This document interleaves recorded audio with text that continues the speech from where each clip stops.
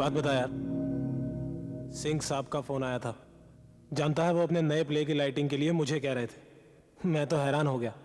उनके सारे काम हमेशा से तू जो करता आया है, लेकिन उन्होंने बताया कि इस बार तूने मना कर दिया है। क्यों यार? आखिर इतने बड़े काम को लात क्यों मार रहा है तू? देख, मैं तेरा दोस्त हूं ना, मुझे बता क्या परेशानी है। इधर आ मेरे पास, अपना कान आगे कर। क्या तुम्हें भूतों में विश्वास है आदर्श? क्या बकवास कर रहा है यार तू? कभी कभी मुझे ऐसा लगता है जैसे यहां कमरे में कोई है, कोई मेरे पास खड़ा है, लेकिन मैं उसे देख नहीं सकता। मुझे हमेशा यही लगता है कि वो हर वक्त मुझे देख रहा है, मेरा इंतजार कर रहा है। इंतजार कर रहा है तेरा? किस लिए? मुझे कुछ नहीं मालूम यार, लेकिन यहां पर कोई है। कभी कभी यहां पे छोटी छोटी बातें होती रहती हैं, जैसे कि देखा तुमने? अरे यार, ये जग हवा के कारण गिरा है। हवा कहां चल रही है यार? इसे किसी ने गिराया है, लेकिन वो जो भी है इस वक्त इस कमरे में मौजूद है। संभाल अपने आप को। तू सोने की कोशिश कर यार।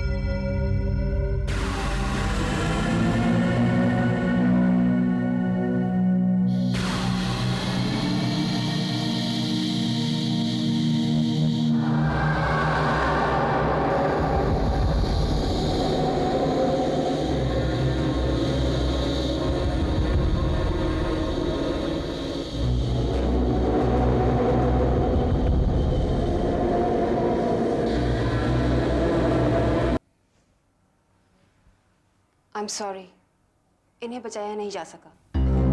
He's dead.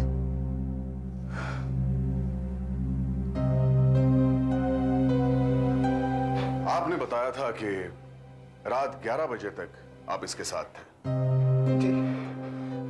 लेकिन इसके पड़ोसियों के बयान के मुताबिक तो गैस से लगी आग का धमाका करीबन 11:20 पे हुआ था। जब आप वहां से निकले तो क्या गैस चालू थी? गैस पे कुछ रखा हुआ था? नहीं सर, गैस तो बंद थी। मुझे तो समझ में नहीं आ रहा ये सब। शायद मेरे आने के बाद इसने गैस चालू की होगी। शायद गलती से गैस चालू छोड़कर सो गया होगा। रात को नींद खुलने पर शायद इसने सिगरेट जलाई होगी,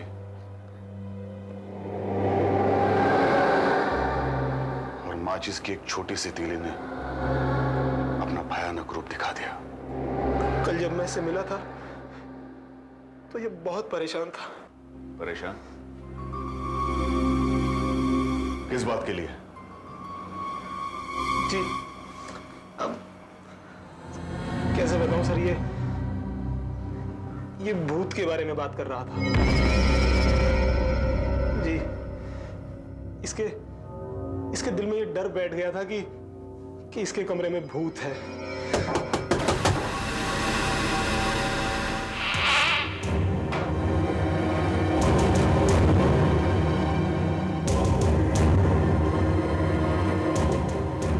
ये देव साहब ने भेजा है। इनकी मौत का देव साहब को बहुत अफसोस है। Good morning sir. मॉर्निंग।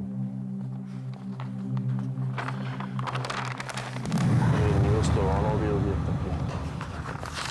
करुणा टीवी को जरा पास में ले आओ। अच्छा।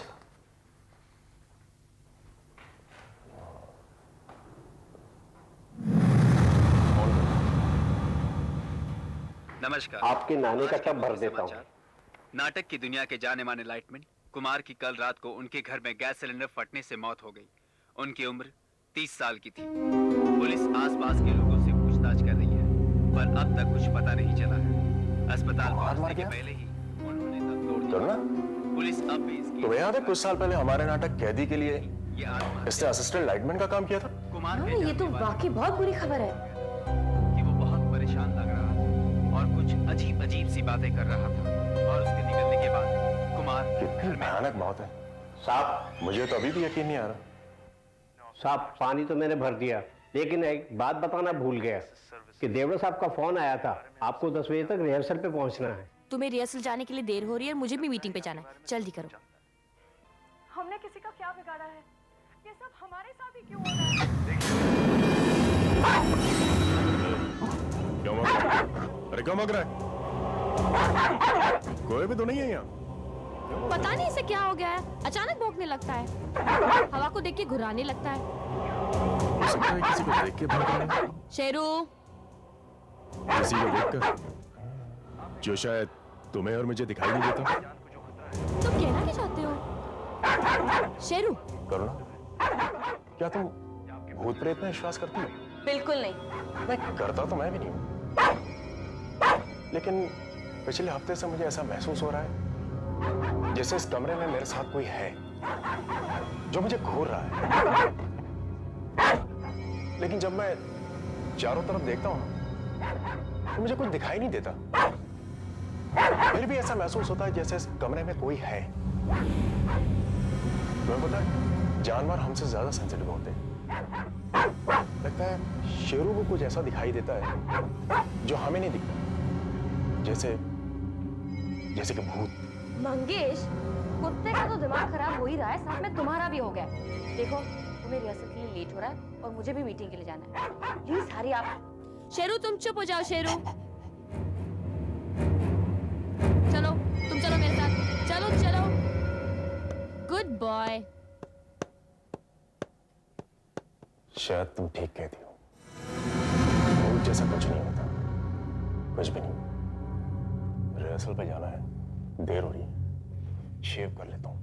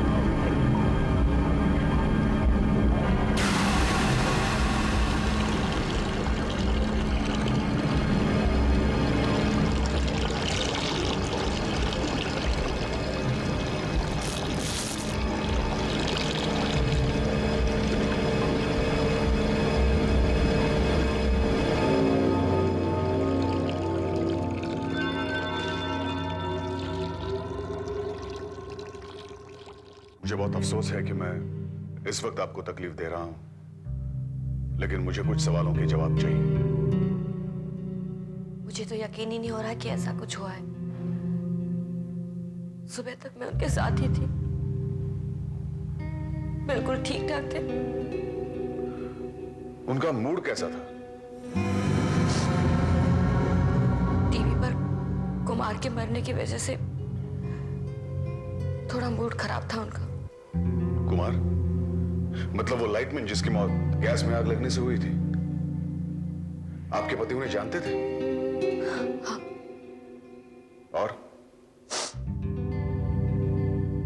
और अचानक हमारा कुत्ता भौंकने लग गया। फिर मंगेश कुछ भूतों के बारे में बात करने लगे। मरने से पहले कुमार भी भूतों के बारे में ही बात कर रहा था।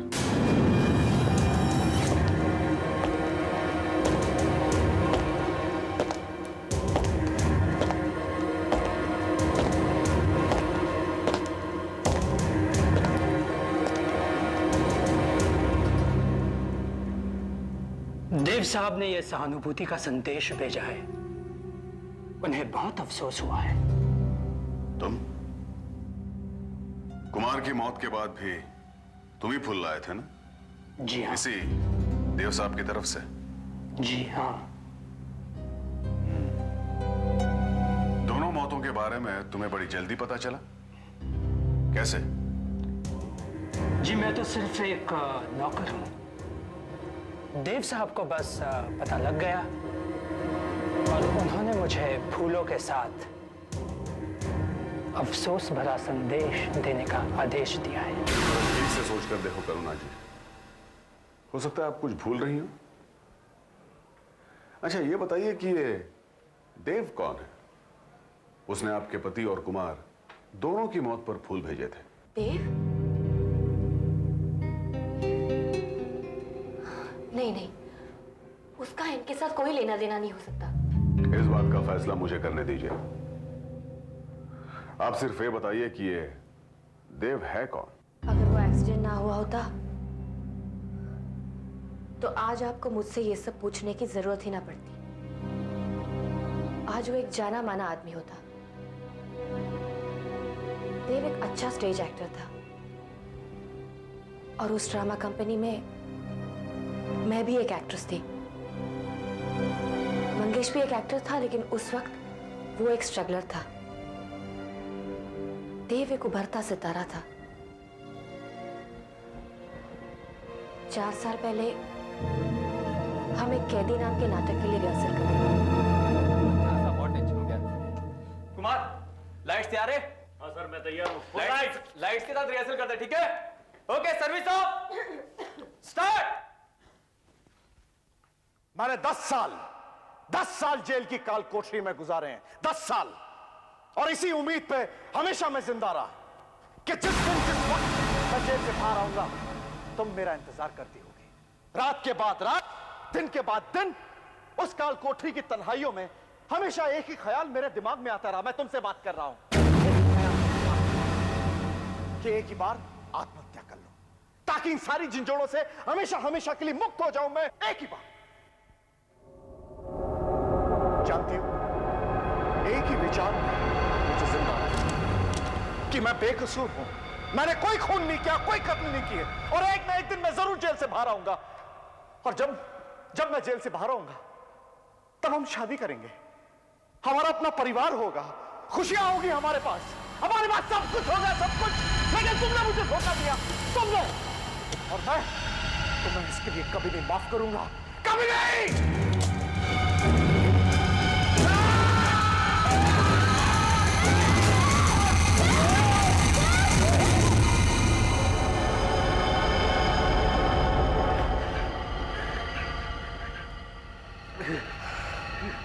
I'm sorry. इनकी रीढ़ की हड्डी 4 जगह से टूट चुकी है। गर्दन से नीचे तक का शरीर अब हिल नहीं सकता। इन्हें पैरालिसिस हो गया है।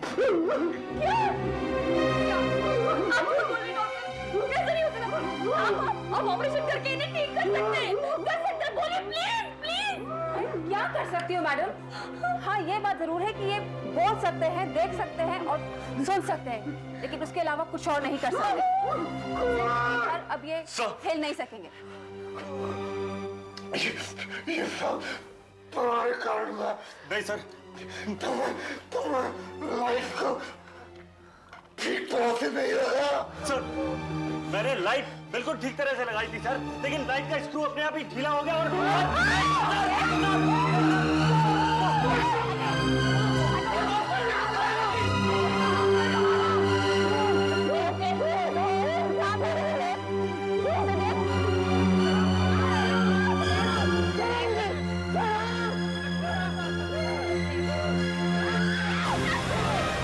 उस एक्सीडेंट के बाद डायरेक्टर ने देव के रोल के लिए किसी और को ले लिया और वो रोल मंगेश को मिल गया। वो नाटक देश भर में खूब चला, 200 हफ्तों तक हाउसफुल चलता रहा। सबकी जुबान पर मंगेश का ही नाम था। और देव सबके निगाहों से दूर भुला दिया गया। और उसे ऐसे लगा होगा जैसे मंगेश ने उसकी कामयाबी छीन ली है और इसलिए उससे नफरत करने लगा। सच्चाई तो यह है कि कुमार या मंगेश किसी का भी दोष नहीं है, मगर देव की रग रग में नफरत का जहर घुसा हुआ है। मतलब देव कुमार का कत्ल भी कर सकता है। ये देव की रीढ़ की हड्डी का एक्सरे आप खुद ही देख लीजिए। देखिए, ये 4 जगह से टूटी हुई है। उसको पैरालिसिस हो गया है। उसके अंदर हिलने डुलने की शक्ति बिल्कुल नहीं है। सर मैंने यहाँ का रजिस्टर चेक किया है। देव साहब के असिस्टेंट वीरू के अलावा उनसे यहाँ मिलने कोई नहीं आता है। ये आदमी सर जो हमेशा शोक संदेश और फूल लेकर आता है। वीरू? जी सर, मैं ही वीरू हूँ। और जब से देव साहब का एक्सीडेंट हुआ है उन्होंने मुझे यहाँ नौकरी पर रखा हुआ है। मैं उनके हर काम कर देता हूँ सर, हर काम कर देता हूँ। हर काम करते हो तो शायद देव का बदला भी तुम ही ले रहे हो। तुम्ही ने अपने मालिक के कहने पर मंगेश और कुमार के घर में घुसकर उनका कत्ल किया है। नहीं नहीं सर, ऐसी बात नहीं है। मैंने सब कुछ बता चुका हूँ, सब कुछ बता चुका हूँ मैंने। और वैसे भी जब वो दोनों कत्ल हुए थे मैं यहाँ अस्पताल में था, इस पूरे स्टाफ के साथ था सर। देखिए सर मैं देव साहब के यहाँ पर नौकरी करता हूँ और वो जो मुझसे करने को कहते हैं मैं वो कर देता हूँ बिना कुछ कहे।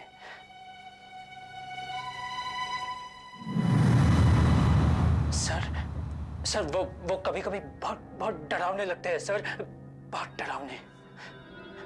मैंने अपने जीवन में किसी आदमी में इतनी नफरत और गुस्सा भरा हुआ कभी नहीं देखा है सर। सर मैं नहीं जानता कि इससे कोई सुराग मिलेगा या नहीं, मगर ये मिस्टर देव की मेडिकल चार्ट में कुछ अजीब बातें हैं। ये देखिए सर।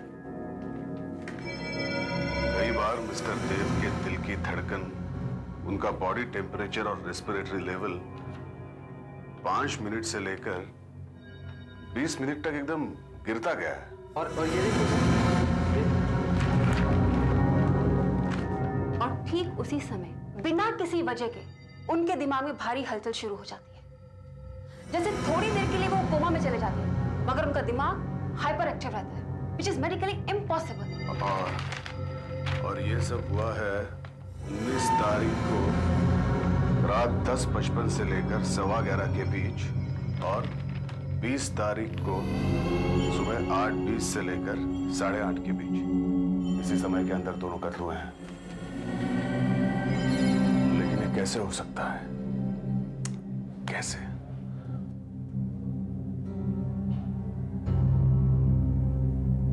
कल जब मैं इससे मिला था सर तो ये बहुत परेशान था। ये भूत के बारे में बात कर रहा था। अचानक हमारा कुत्ता भौंकने लगा। उसे कुछ दिखाई दे रहा था। क्या देव, इन दोनों मौतों के साथ कोई संबंध है? अगर है तो कैसे? एक लाचार आदमी जो हॉस्पिटल के बिस्तर से हिल भी नहीं सकता, वो किसी का खून कैसे कर सकता है? आखिर उन दोनों ने मरने के पहले भूत के बारे में ही क्यों बोला?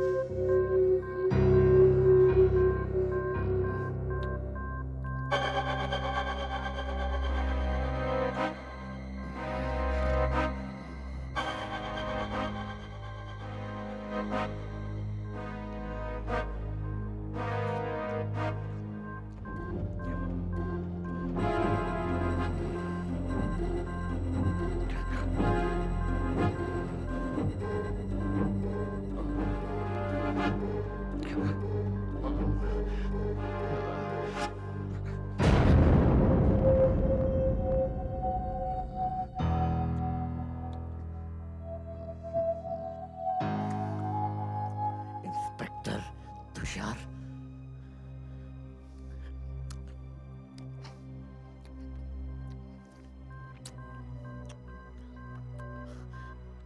सही है ना?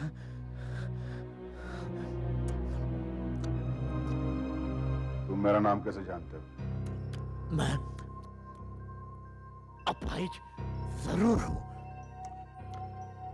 लेकिन मेरा दिमाग ठीक काम कर रहा है इंस्पेक्टर। मुझे ये भी पता है कि आप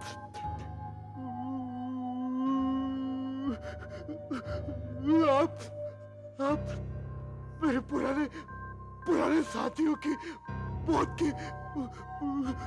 की तफ्तीश करने आए। दोनों ही मौतों में सबसे पहले आपने शोक संदेश और फूल भेजे थे। इंस्पेक्टर साहब, कम से कम ऐसा करना तो मेरा फर्ज बनता था ना।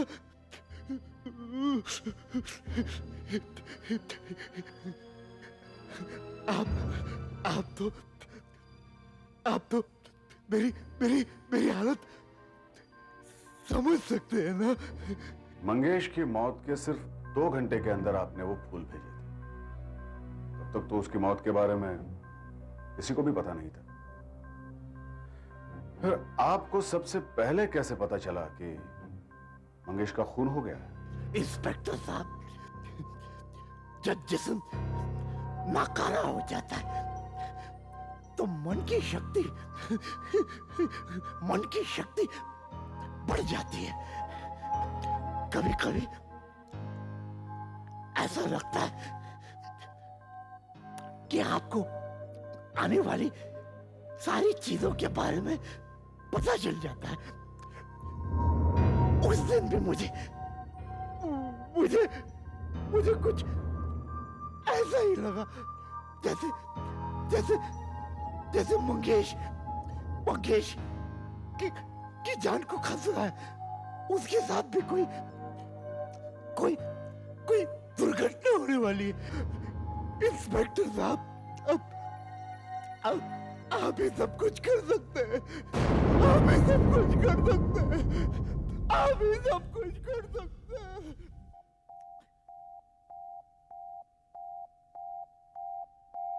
मैं जानता हूं ये बड़ी अजीब बात है कि एक पुलिस अफसर एक ऐसे आदमी के पास आया है जिसका भूत प्रेतों से संबंध है, लेकिन मुझे नहीं लगता कि और कोई मेरी मदद कर सकता है। तुम गलत जगह आए हो। मैं तुम्हारी कोई मदद नहीं कर सकता। मेरा भूत प्रेतों से कोई संबंध नहीं।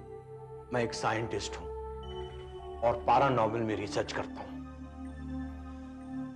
जिन चीजों का साइंस में कोई जवाब नहीं, मैं उनमें घुस के उनके अंदर देखता हूं। जैसे कि टेलीपैथी, दूसरे आदमियों का दिमाग पढ़ने की शक्ति, भविष्य भूतकाल में देखने की शक्ति, टाइम ट्रैवल, ESP वगैरह वगैरह। मैं जानता हूं ये पूछना बेवकूफी होगी। आपने केस के सारे पेपर्स तो पढ़ लिए हैं।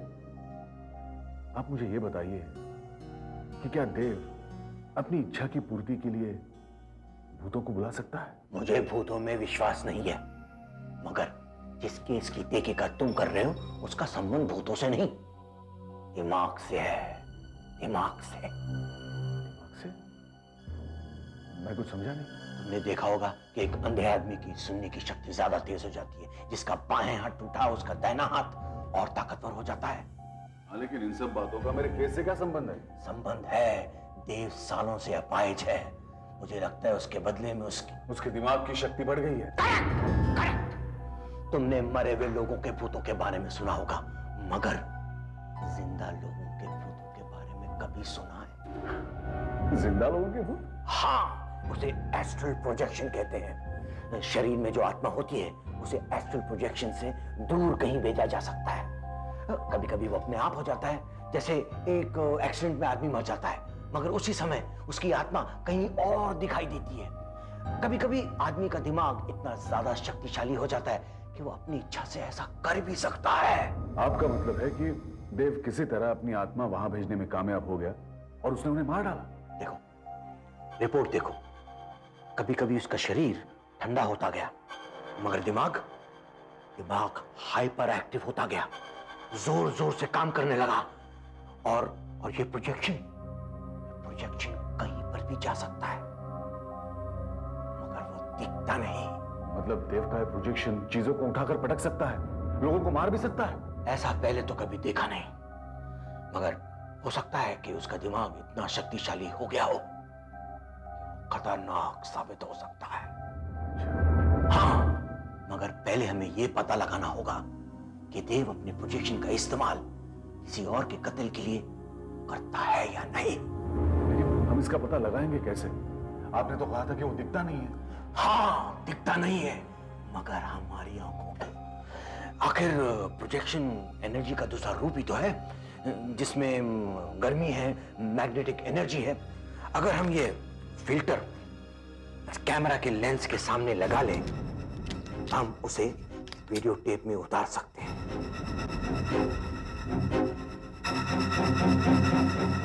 यस डॉक्टर जी। हाँ ओके। जी हाँ ओके।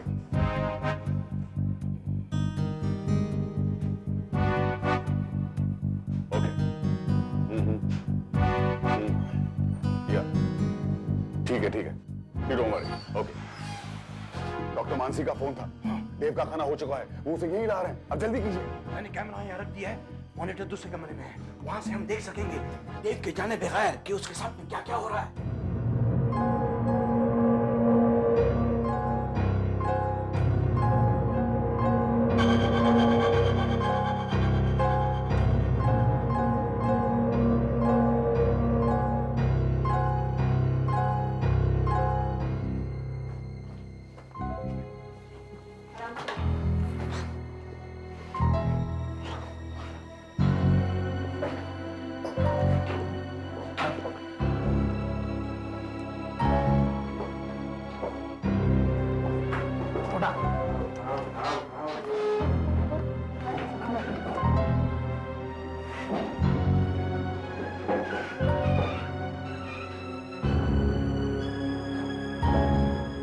पाँव सीधा करो। ठीक है, जाओ।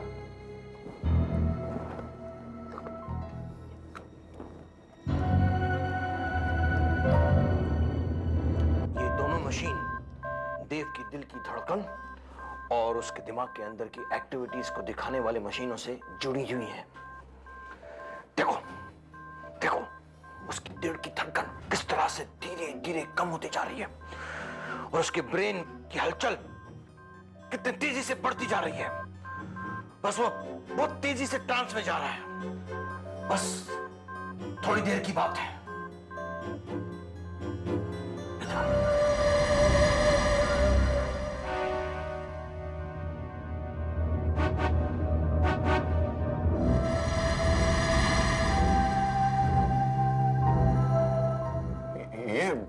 ये सब क्या है? यही प्रोजेक्शन है।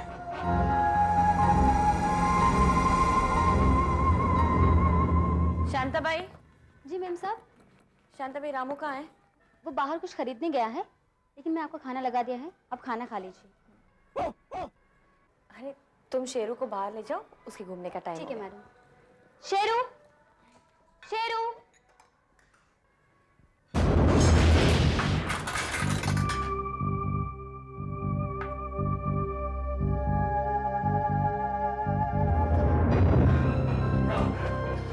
हे भगवान, इसकी दिल की धड़कन तो गिरती जा रही है, देखिए। और दिमाग की एक्टिविटी तो बढ़ती जा रही है, देखिए। डॉक्टर आपको जल्दी कुछ करना पड़ेगा, इसे होश में लाइए वरना किसी की जान पर हमला हो रहा होगा। मैडम जी नहीं, समझाने का समय नहीं है डॉक्टर, कुछ कीजिए, इसे होश में लाइए प्लीज। मैं इंजेक्शन लेकर आती हूँ।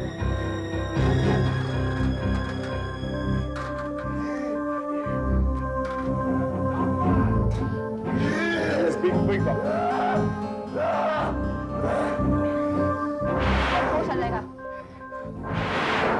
आगे से होश तो नहीं आ रहा। मैं एक और इंजेक्शन लेकर आती हूँ। जल्दी कीजिए डॉक्टर प्लीज। नर्स, जल्दी से फोन से एक और इंजेक्शन लेकर आओ, जल्दी।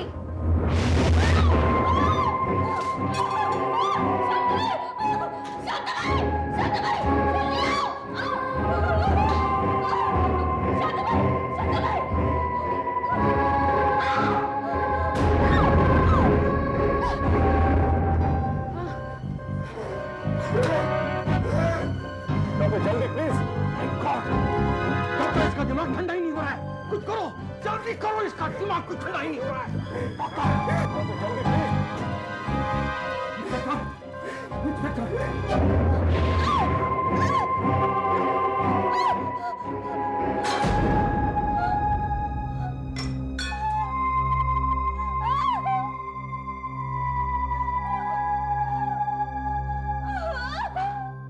होश में आना चाहिए, इसे होश में आना चाहिए। लगता है इसे होश आ रहा है।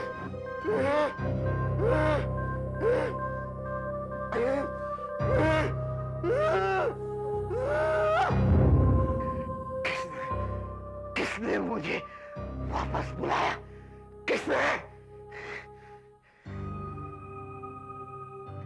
इंस्पेक्टर, तुम? लगता है कि आपको मेरे राज के बारे में सब कुछ पता चल गया होगा, लेकिन आप मुझे रोक नहीं सकते इंस्पेक्टर, नहीं रोक सकते, मुझे नहीं रोक सकते। देखो देव, मैं तुम hello, yes,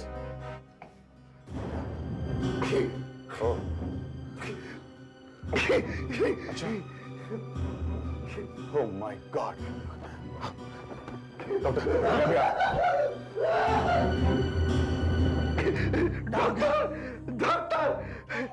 come here, come, क्या बात है? Come close to me. बोलो। मैंने कहा था ना कि मैं बहुत ताकतवर हूँ। चिंता की कोई बात नहीं है, छोटे छोटे जख्म है, सिर्फ एक जख्म कह रहा है, वो भी भर जाएगा। जख्म से ज्यादा इनको सदमे का असर है। करुणा जी, देव ने आपको क्यों मारा? अब मैं आपको क्या बताऊं? आपको मुझे बताना ही पड़ेगा करुणा जी। हम दोनों शादी करने वाले थे। और उस एक्सीडेंट के बाद आपने मंगेश से शादी कर ली? उस एक्सीडेंट के बाद देव एकदम चिड़चिड़ा और वायलेंट सा हो गया था। सबके लिए उसके दिल में नफरत और सिर्फ नफरत भर गई थी। देखिए, मैं उसे समझाने की पूरी कोशिश करूंगा। इंस्पेक्टर साहब, उसे प्लीज समझाइए, मुझे बचा लीजिए इंस्पेक्टर साहब, मुझे बचा लीजिए।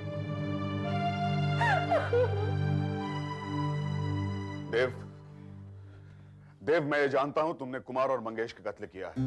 मैं ये भी जानता हूं कि तुमने करुणा पर हमला किया है।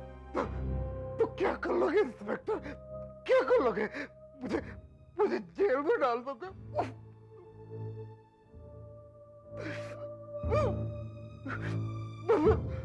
मैं तो पहले से ही कह रही हूँ, अपने जिस्म का, लेकिन मैंने इसमें से आजाद होना सीख लिया इंस्पेक्टर, सीख लिया। देखो देव, ये सब तुम्हें बंद करना होगा। देव, तुम बेकसूर लोगों की जानें ले रहे हो। जो कुछ भी तुम्हारे साथ हुआ है उसके लिए वो जिम्मेदार नहीं है। मुझे कोई नहीं रोक सकता, तुम भी मुझे नहीं रोक सकते इंस्पेक्टर, तुम भी नहीं। तुम क्या समझते हो कि तुम करुणा को बचा पाओगे? वो एक ना एक दिन तो मर ही जाएगी। मैं इसे मारूंगा, मैं जैसे मैंने सबको मारा, सबको। हम उसका कुछ भी नहीं बिगाड़ सकते। उसके ताकत के आगे हम बिल्कुल कमजोर हैं। हाँ, मगर हम उसे जान से जरूर मार सकते हैं। यस। नहीं डॉक्टर, कोई और रास्ता तो होगा, कोई तो होगा। हमें दो बातों का फायदा है। एक, देव ये नहीं जानता कि हमने वहां कैमरा छुपा रखा है। जब भी देव अपनी आत्मा को, मतलब प्रोजेक्शन को अपने शरीर से बाहर निकालने की कोशिश करेगा तो हमें पता चल जाएगा। और दूसरा फायदा ये कि देव ये नहीं जानता कि करुणा इसी अस्पताल में है। वो समझता है कि करुणा अब भी अपने घर पे है। जब अगली बार करुणा को मारने की कोशिश करेगा, तब उसे रोकने में हम ये दो बातों का फायदा उठा सकते हैं। लेकिन कैसे डॉक्टर, कैसे?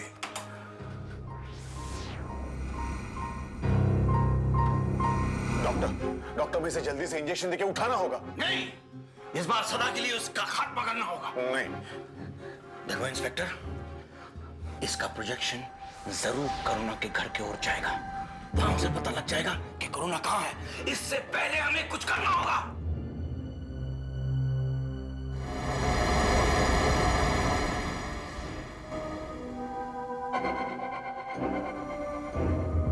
करुणा कहां है?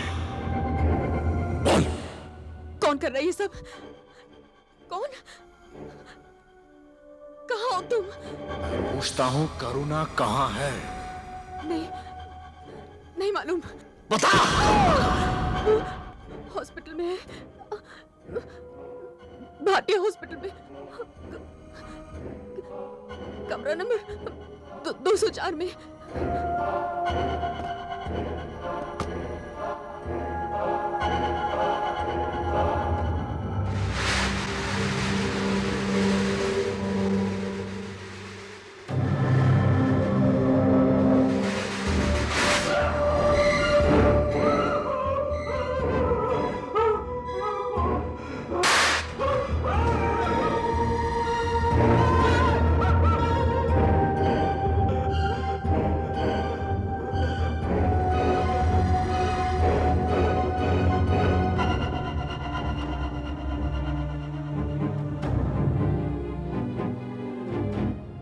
मेरे साथ धोखा किया।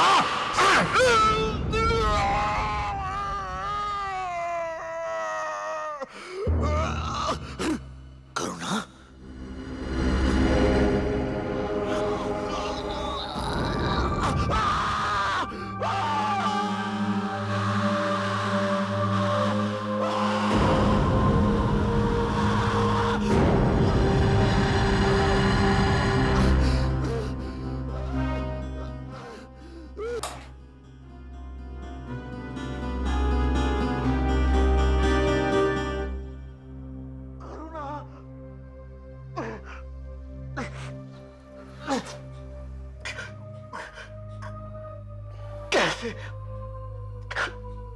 कैसे? तुमने मेरी बात नहीं मानी ना देव।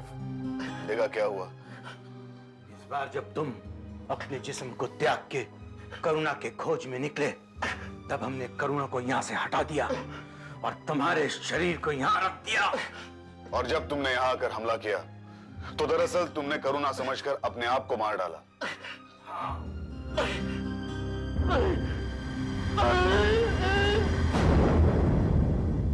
ऐसे और भी मजेदार वीडियो के लिए हमारे चैनल को लाइक, शेयर और सब्सक्राइब करें।